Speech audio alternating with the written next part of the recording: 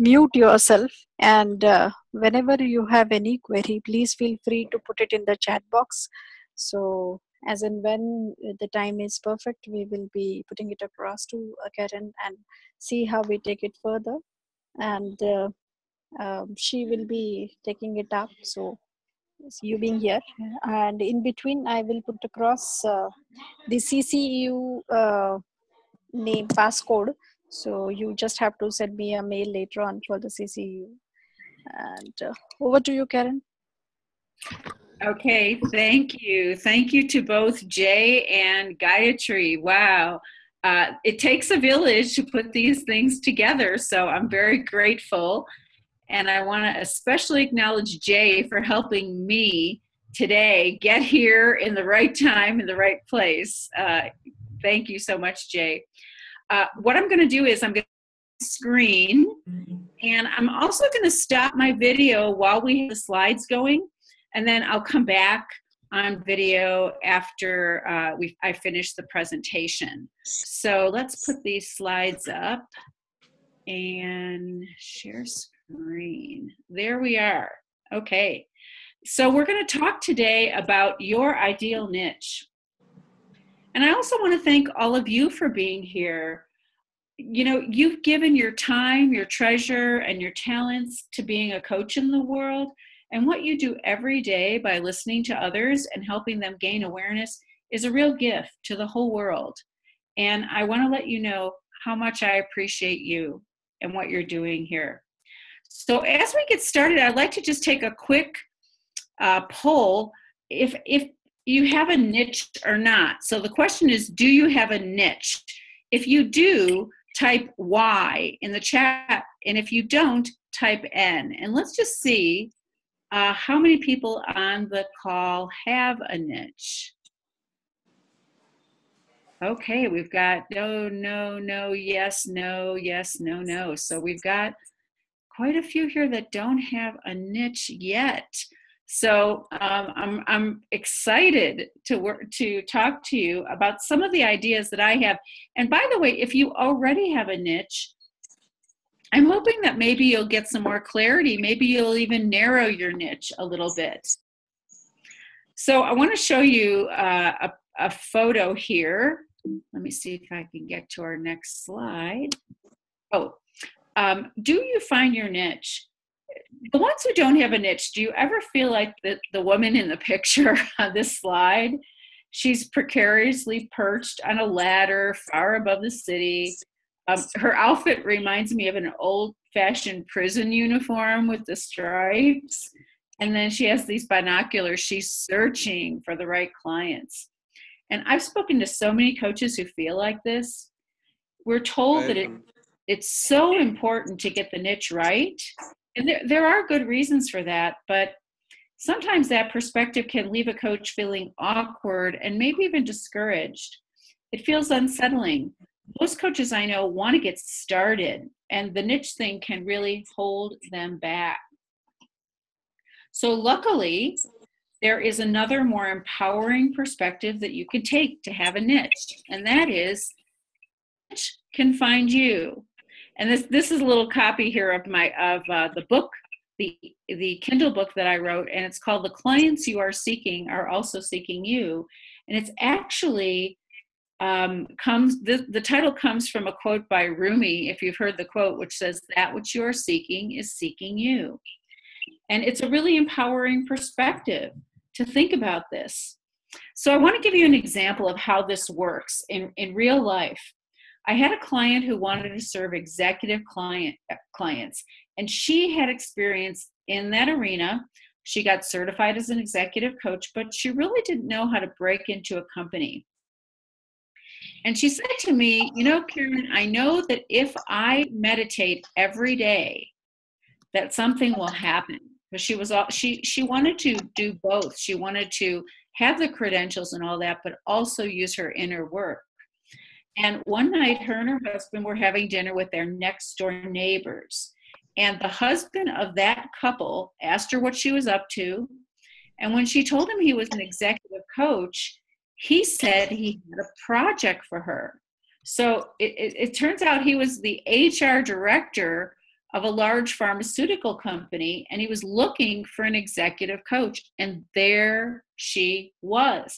So the exciting part of that was her client was living right next door, but she did not know that until she said something to him. He was seeking her. So I want to give a definition of the niche, just so that we're all on the same page before we move on.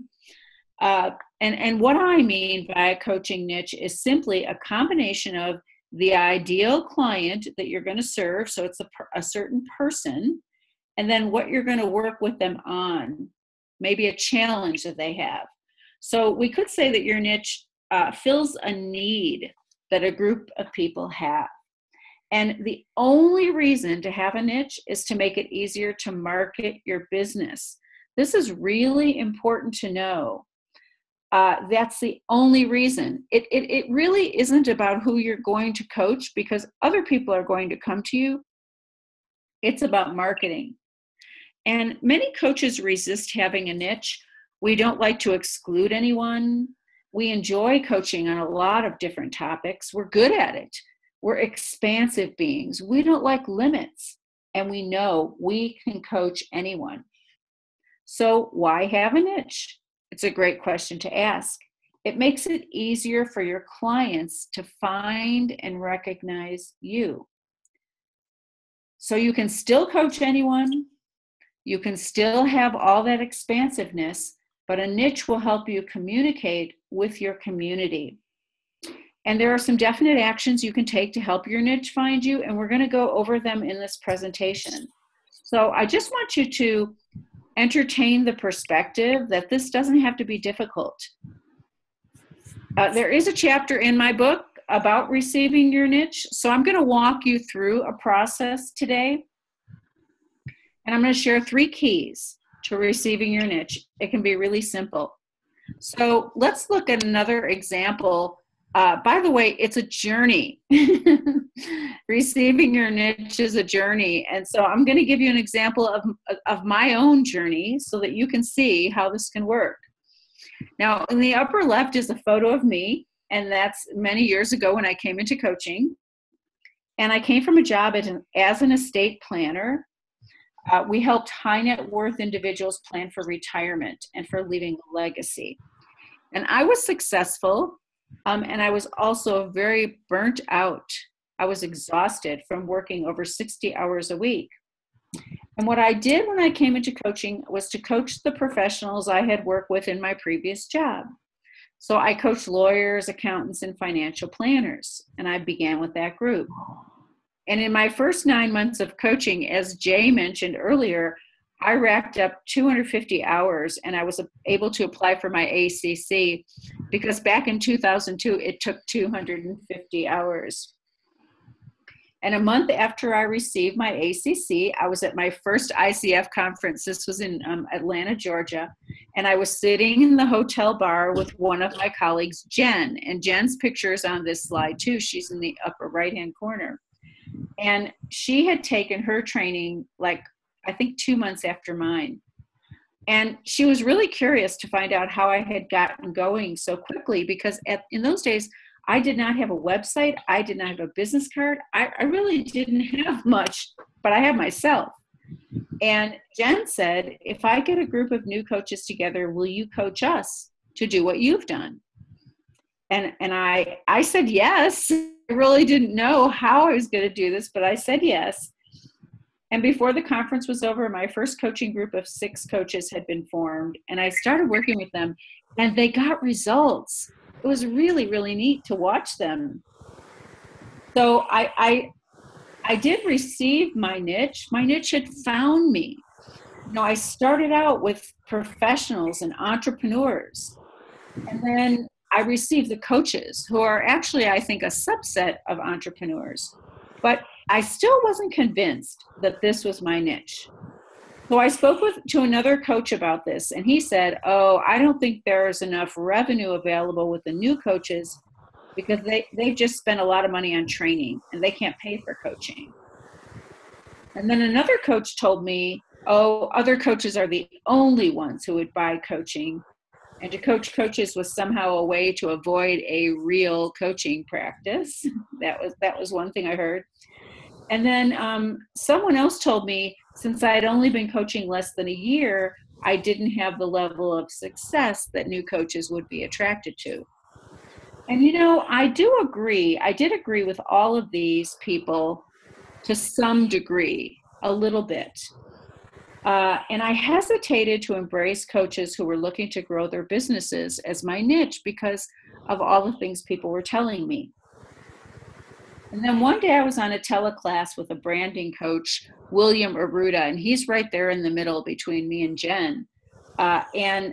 He offered a free complimentary session, and I took him up on the session, and I really I wasn't going to hire him. I just wanted to hear what he had to say. And I told him of my love for coaches.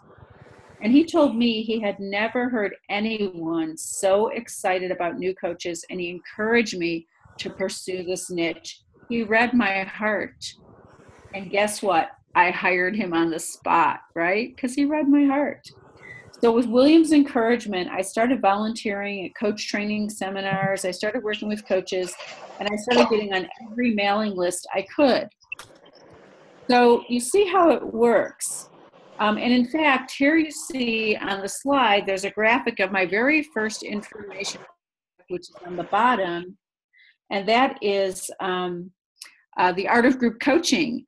And the neat part about it is that on the right is the current graphic for this very same product, only the product has expanded over the years and gotten better as I've gotten better and grown.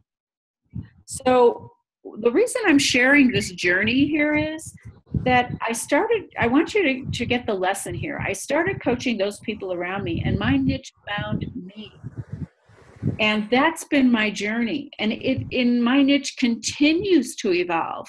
I was coaching coaches on their business development, and then some of them needed their 10 hours of mentor coaching for the ICF.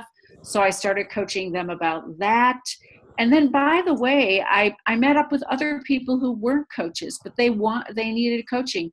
They hired me. So it all stems from taking that step, declaring a niche. And by the way, other people will hire you. So let's talk about what it's going to take for you to get your niche. And I want to just say the important thing is begin. You've got to get out there for your niche to find you. So the step one, the first key is, what's your passion? You want to determine your passion.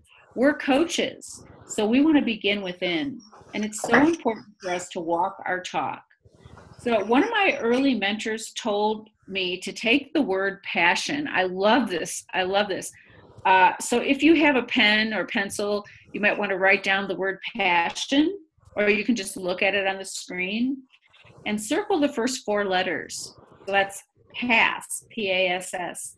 And then if you want to circle the last 2 letters, that's on. And if you make this into 3 different words, you can make it into pass, I, on. If you make the I kind of a capital I, your passion is about passing I on to the world, passing who you really are into the world. And I just love that idea of using that word that way. So some parts of your passion, and these are by no means all the parts, but we can look at our passion a few different ways. And one part of the passion is essence energy. And I love this idea of essence energy. What I've noticed is that each person has their very own energy at their core. And your essence energy is the energy that you're feeling when you're empowered, confident, strong. It comes from deep within. It's a feeling you get when you've gotten up on the right side of the bed. When all the lights are green towards your destination, when everything is just working in your favor and you feel it. So when you do, that is your essence energy. And I know a coach whose essence energy is serene heart. And when I'm with her, I feel really loved in a very tranquil way. And she exudes this energy of what I would call like peaceful, loving kindness. you might be thinking about, what is your essence energy? Think about this. I also had a friend years ago who taught power yoga. It almost seems like an oxymoron. He was able to wrap himself in a tiny ball and stand on his head in the middle of the room. And his essence energy, I would call powerful control. You could feel that coming right from him. And the way I describe my own essence energy is tender exuberance. I do feel this very kind of bubbly energy, this exuberant energy, but I also feel just a lot of love when I'm in my essence energy. And you might notice my tender exuberance today with you, or tonight, I guess it is for you. So when you think about the concept of essence energy, how would you label yours? It doesn't have to be 2 words. It could be a bunch of words. It could be a symbol. Like somebody told me their essence energy was, they called it tulip, and they just knew when they said that word, it got them into their essence energy. So if you know what your essence energy is, or if you'd like to share it, just go ahead and type that into the chat, and let's see if we have some people that want to share their essence energy and what that might be for you. Oops, let me go back. Let's see. Oh, restlessness, Gayatri, that's beautiful. Anchor, support, positive push. Wow. Harmony. Oh, these are just beautiful essence energies. Connecting with people, peaceful, contentful, freedom, joy, creativity, abundance, freedom. Wow. Universal love, warm acceptance. I'm just feeling so excited just hearing the essence energy. Networking, tranquility, breaking comfort zones, relationships. Ah, lovely, lovely. A calmness. There's a calmness. Beautiful. So I want to move on to your gifts, but anyone, just write down whatever you know about your essence energy. So another part of your passion includes your gifts. What gifts do you bring to the table? Most coaches bring intuition and listening. You know, I've heard that from many, many coaches. But what other gifts? Sailing with him. This is so much fun for both coach and client, and it allows them to get out of the office and see things from a different perspective. Another coach I know loves to paint, and she has painting retreats with her ideal clients.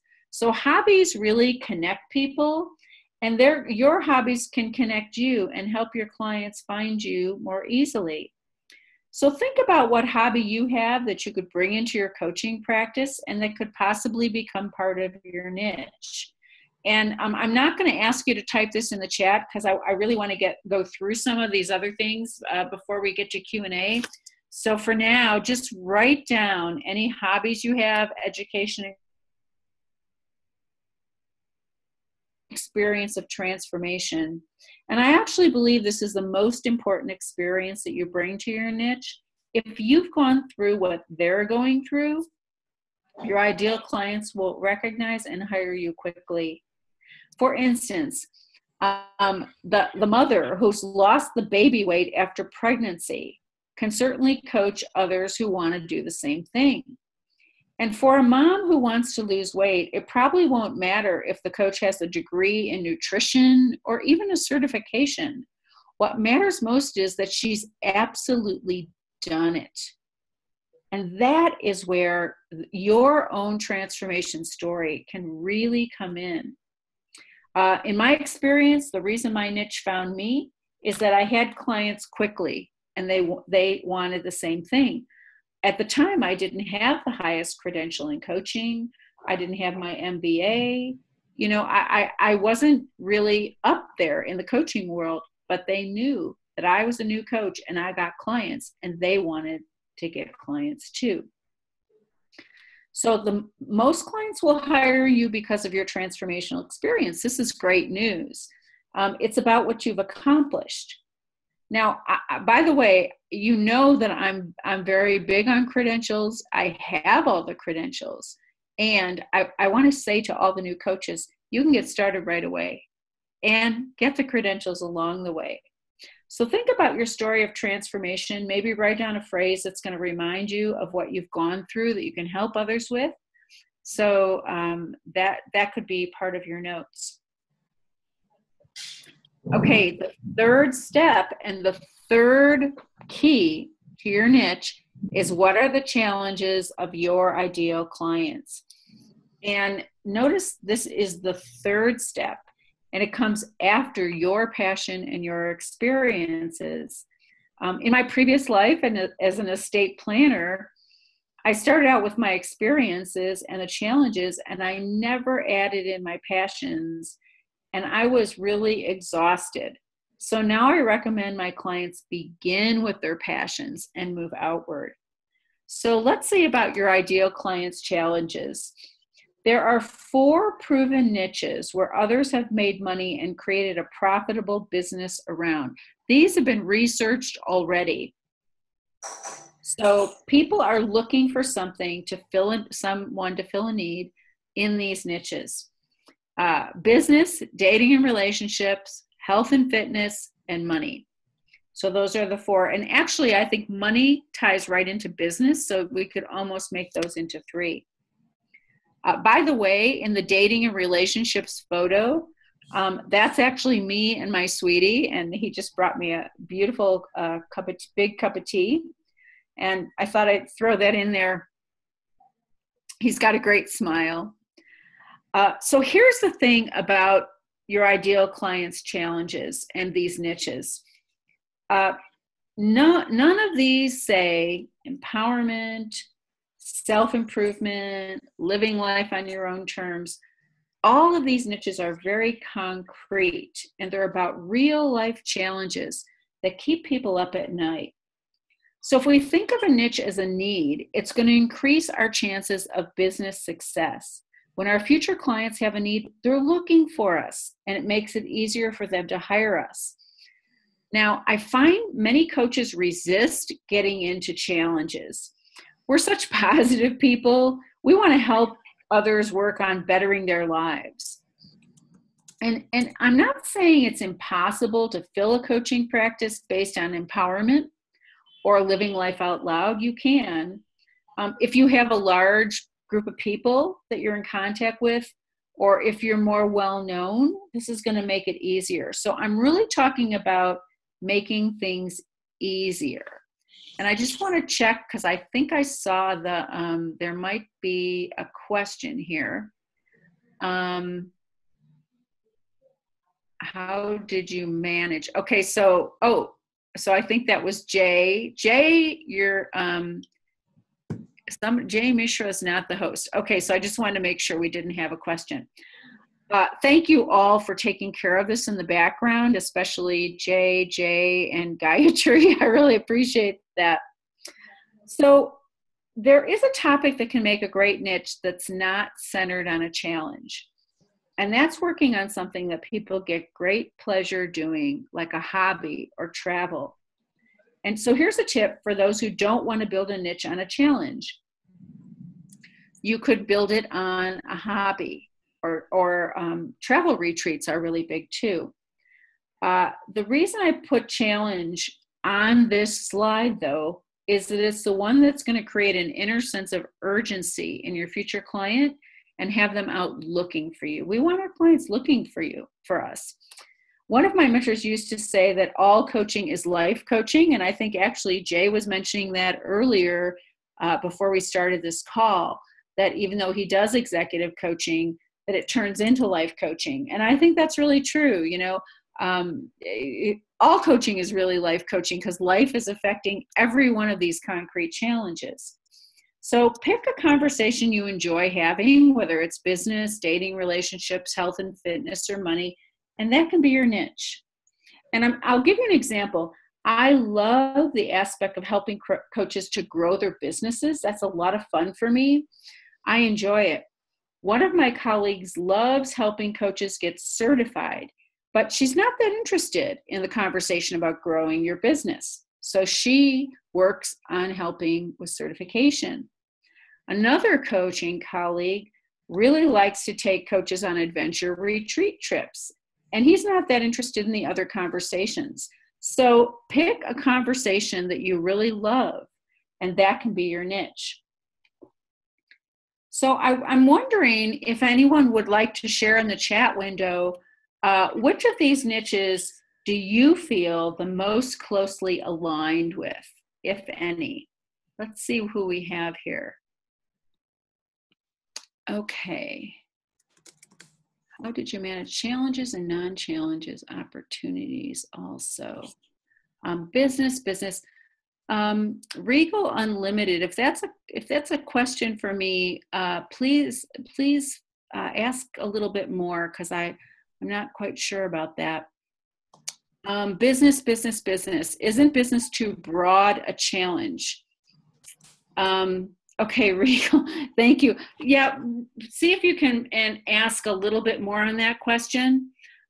Business is a broad category. So for instance, in business, you could work with small business owners, you could work with organizations, you could work with millennials we were talking about. So you can work with any type, but business is the category. And then you want to find the specific challenge. Thank you for that question. Managing your boss, that's a great one.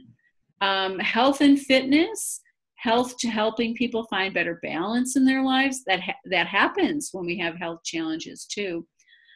Young and mid-level managers seeking faster growth, work-life balance. Is this in relationship or health? And it could be in work, depending on, like, if you wanted to help professionals or mid-level managers with work-life balance, then it would be in business. If you wanted to work to help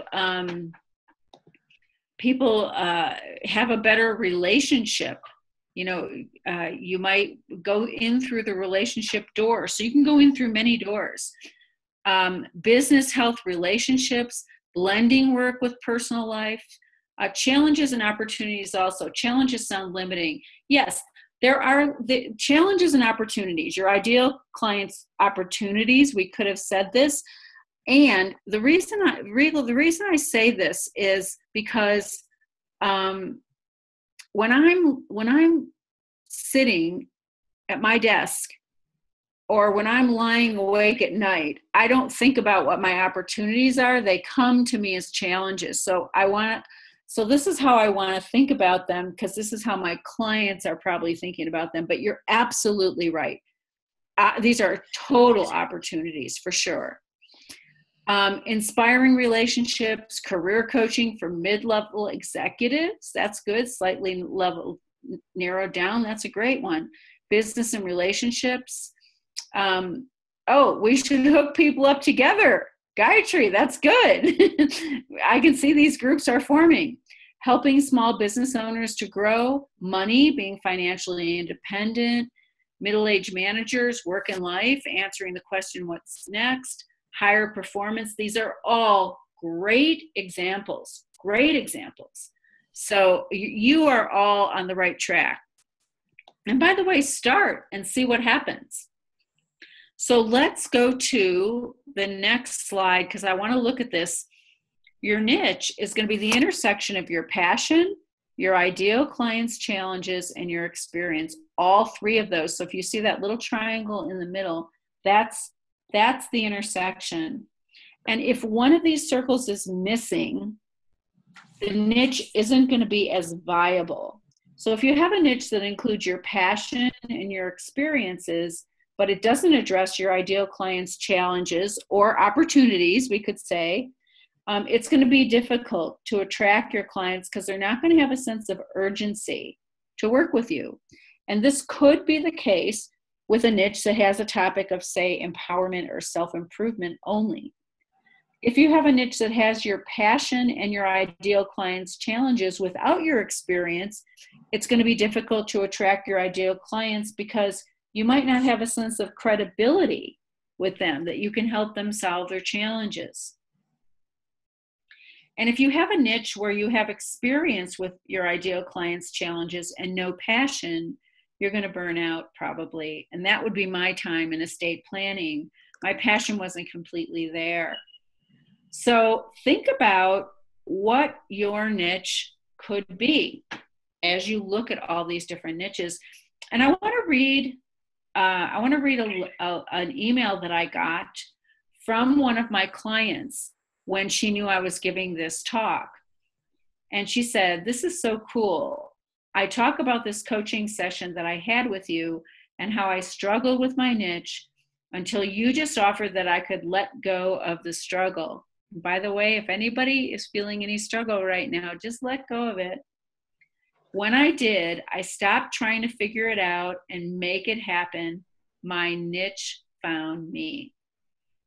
As a nurse, I saw more and more how coaching could be a significant part of addressing the problems within the healthcare system.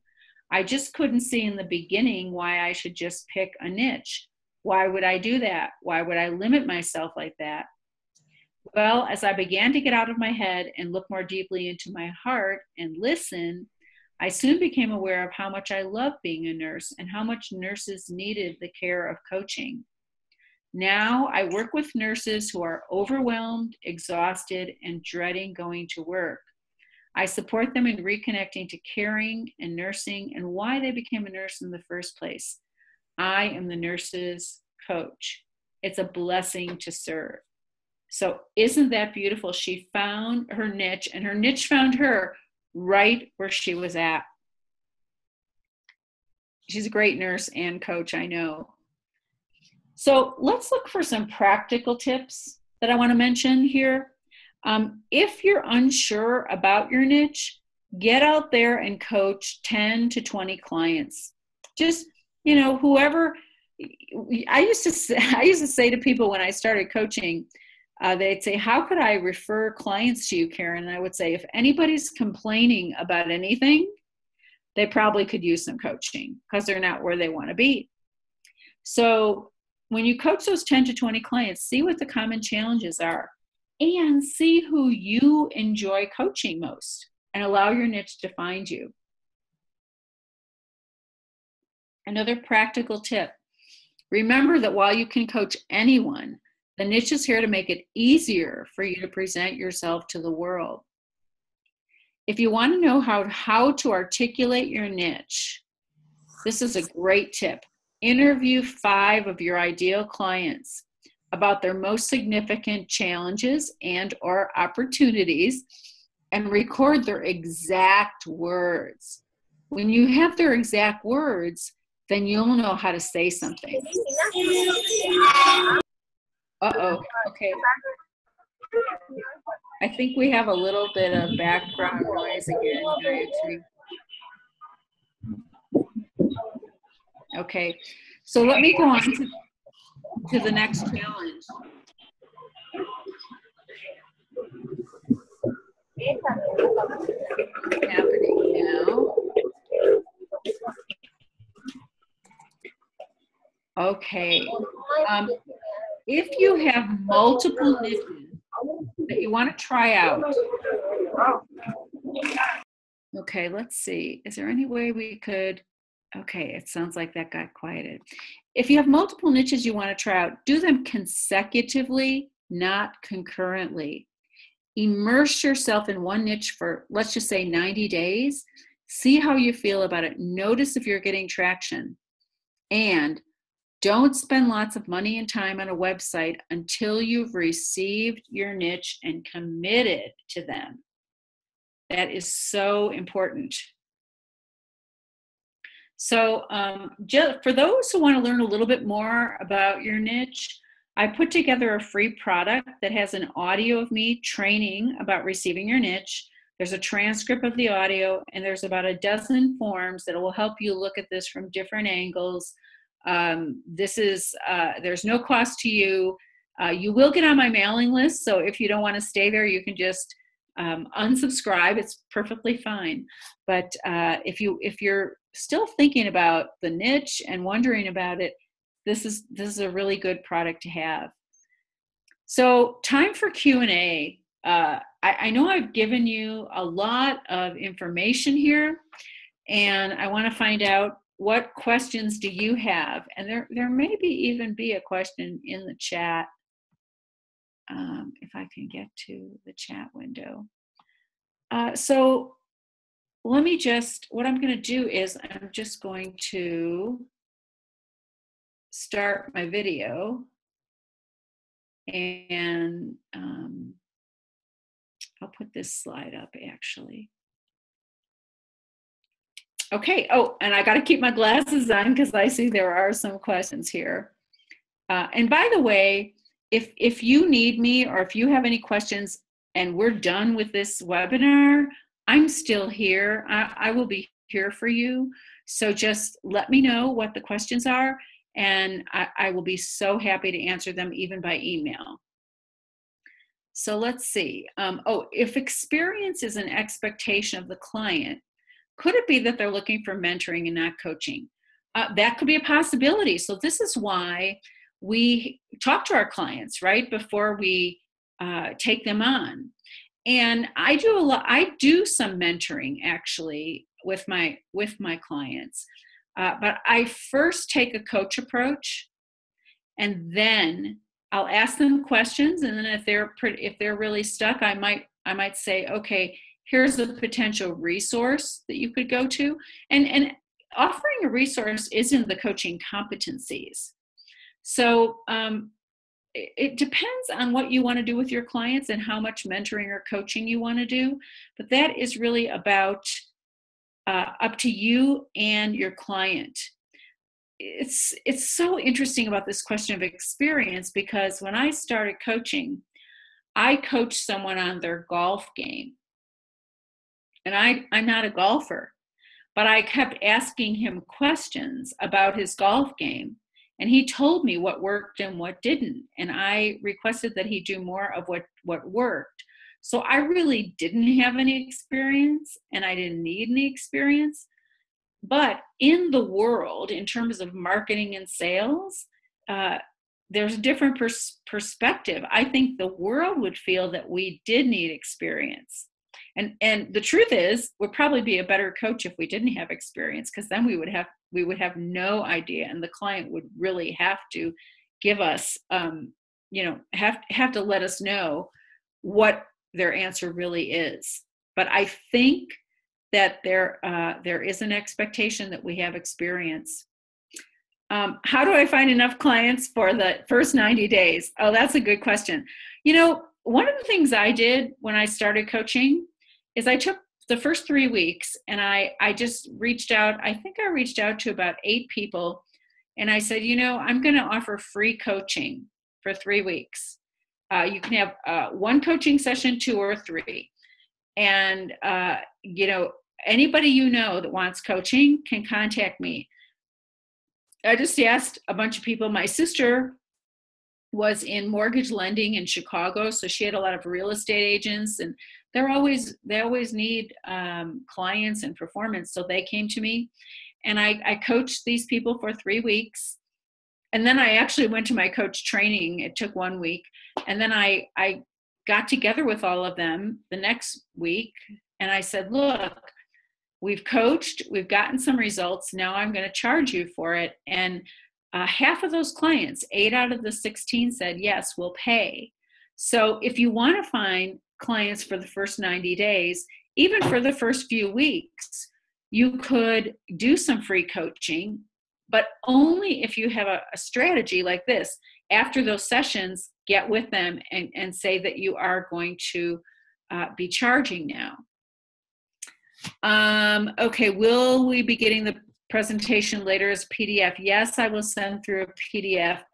I've recently started coaching. When is a good time to explore your niche? I would say as soon as you want. If you look at these 3 things, your experiences, or your passion, your experiences, and some challenges that your ideal clients would face. If you look at your transformation story, you could start exploring your niche immediately. You could start coaching, 10 people and see what you like, what you're able to help people with. Oh, John's a golfer and could use some help. Yes, John, every golfer that I know needs help because golf is kind of a very fickle game from what I understand. Okay, and yes, and Regal Unlimited says you can start exploring your niche right now, and I am totally with that. Yes. John Whitmore says whether we label it coaching, advising, counseling, or mentoring, if done well, its effectiveness will depend in large measure on the manager's beliefs about human potential. So he seems to say, at least to me, bringing out human potential and is more important than how, the means of advise, counsel, and mentor, as long as it is in Parslow's mentoring as opposed to instruction. So mentoring is okay. Mentoring is okay. If you want to get a coaching credential, though, you need to be doing mostly coaching or even mentor coaching, could be a part of it. For me, I will start with coaching. I'll ask questions. I'll make observations. I'll acknowledge. I'll use all my coaching skills first, and then I'll do mentoring if necessary. Any good revenue model, which is time tested, does internet discovery work for hunting clients once we have a targeted niche? Does internet discovery, yeah, any good revenue model, which is time tested, does internet discovery work for hunting clients once we have a targeted niche? Yeah, so once you decide who you're going to work with, take those 90 days and look around for people in, even in social media groups, like there are Facebook groups, there's lots of LinkedIn groups about different things. Like, for instance, we talked about the niche of working with millennials. There are lots of LinkedIn groups where millennials gather, or where HR people gather to talk about how to motivate millennials. So look around. There are groups everywhere. And in the States here, we have all these meetup groups. I don't know if you have those in India or not. But once you get your niche, then you want to just start, looking around for where do these people gather. Oh, okay. So you do have meetup groups too. So that's another place. And by the way, I've heard people say this here, that it's not a great idea to start a meetup group because it takes a lot of energy. But if you just go to a meetup group that's already started, that's even easier. So there you go. So any other questions, or would anyone like to unmute their line and get a little coaching on your niche?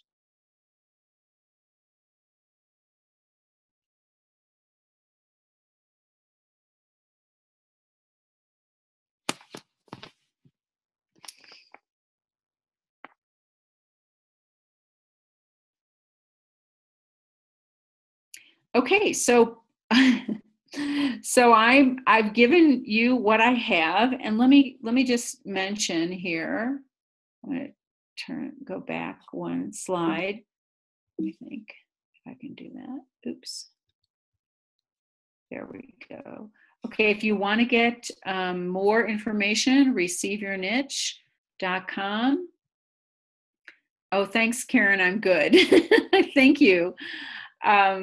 Meetup for millennials is a great idea. Yeah, wherever, wherever your niche is, go there, talk to them, find out their opportunities, their challenges, what they're thinking about. So I think I'm going to turn this back over to Gayatri, and then we can, oh, wait a minute. How critical is my transformative journey for my coaching practice? Well, I think it's important, but if you have the experience and you have the passion, I don't know that you have to have your transformational journey that aligns, but I do know that even for me, my whole thing about being in estate planning and working 60 hours a week and getting into coaching, a lot of people can relate to that.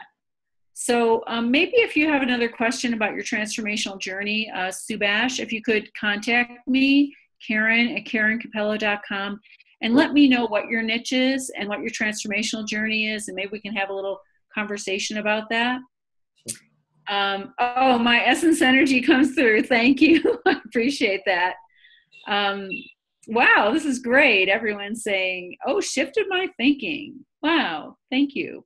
Thank you to everyone who is appreciative. And I think, Jay, are you going to take over from here?